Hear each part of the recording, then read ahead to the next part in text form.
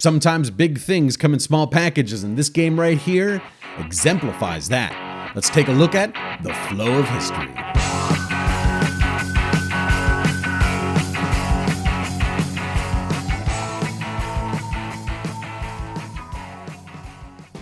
The Flow of History is a civilization-building card game that takes the players from the age of antiquity to the present in about an hour and a half. The Civilization deck is built using 6 decks of cards, each representing an era of history. Civilization cards come in 6 different types: construction, government, knowledge, military, and also leaders and wonders. A number of cards based on the player count are drawn and placed into the market. On a player's turn, they can take a single action. A player can invest in one of the cards in the market by placing any amount of resource coins onto it and adding their player marker. If at the beginning of a player's turn, a card they had previously invested in is still on the market board, they can take the card and place it into their empire. Alternatively, if another player had invested in a card, you can snipe the card by paying the investor the amount of resource coins they invested and take the card for yourself. Additionally, the original investor now counts the number of trade icons within their empire and takes that many resource coins from the supply, and then takes half the remaining coins from the supply. Cards that you've claimed and placed into your empire will often have instant effects, ongoing permanent effects, game-end scoring, and will sometimes even have activatable actions you can use on your turn.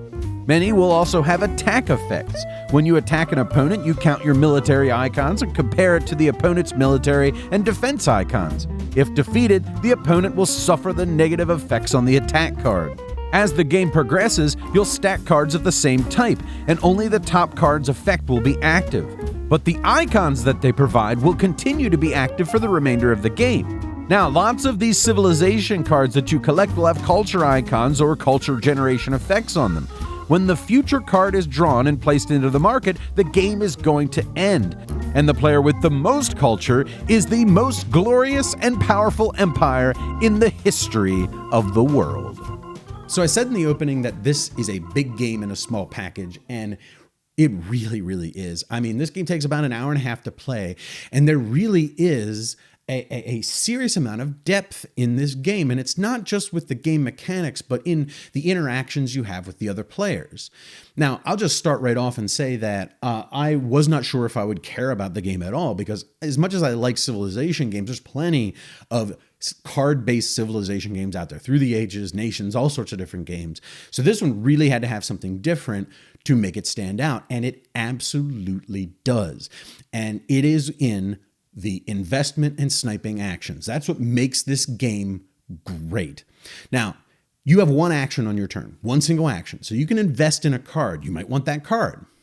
You have to wait till every other player takes their turn before you can take the card. So that gives everybody else an opportunity to take it away from you. You basically are setting the cost of what the card is going to be. You're setting the economy. Players are setting the economy of what the value of cards are. And that's fantastic, because that investment action plays double duty, triple duty, really. It's meant for, I want that card. This is how much I'm willing to pay for it. It comes around to me. I paid for it. I get it. It also means that I'm looking across the table and I see somebody else might want that card. So I'm setting the value for it. I'm putting down a number of coins that they have to pay to take that card. And I could overprice it to try to make sure they don't get it, or I could price it just accordingly so that they're just willing to pay it and I get a good return on my investment. Investment is a great way to name this action, because it really is that. It really helps you get into the game. Pay attention to what other players are doing and what other players may want. Because really, if you're playing this game solo, just your head down in your tableau, working on this game, you're going to get screwed, because you need to be paying attention to the other players and what they need and what they want. And they're going to be paying attention to you and overpricing the things that you need. You need to do it back to them.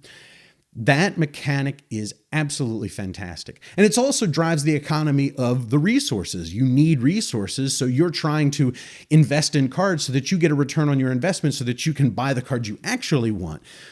Boy, that action, that whole segment of the game is really where it's at. It's all about paying attention to everybody else. I absolutely love that part of it. Now, other than that, you're basically building a tableau. It's kind of like an engine building game. And this engine building game is not that difficult to manage. It's something I actually appreciate about it. You have 4 columns of cards of the 4 different types of cards of the construction, the knowledge, government, and military. Those are the ones that stack. You also have wonders and leaders too, but they're a little bit easier to manage. But those 4, they have abilities on them. And every time you add a new one, the old ability goes away and is replaced by the new one. So it's very easy to manage what's going on.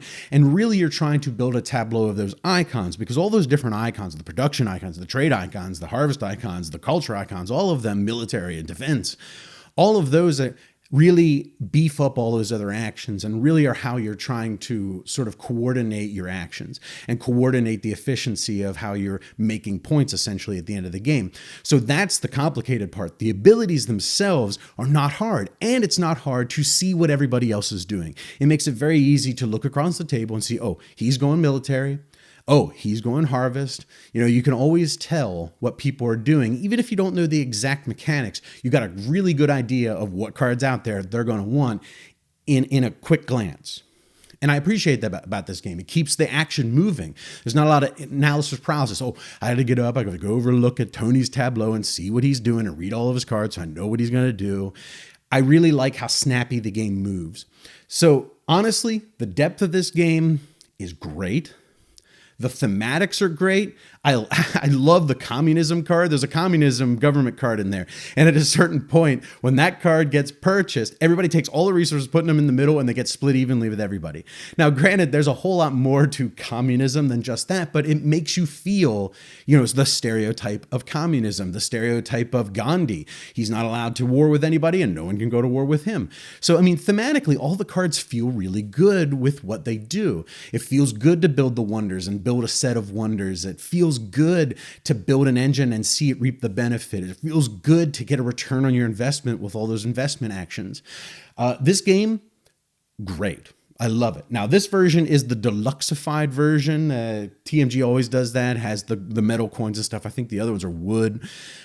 So I really love this version. The production of this version, I'll have experience with the non-deluxeified version. But the game itself, totally worth it. Check this out. Great game, great civilization game. Man, I'm in love with it. I think it's just a very well done game. Thanks so much, everybody. If you've enjoyed this video, please do us a giant favor by subscribing to the channel and clicking that wacky bell icon. If you're into board games, miniatures games, role-playing games, we have a bunch of audio podcasts you might enjoy. You can find those at thesecretcabal.com or on iTunes and Stitcher.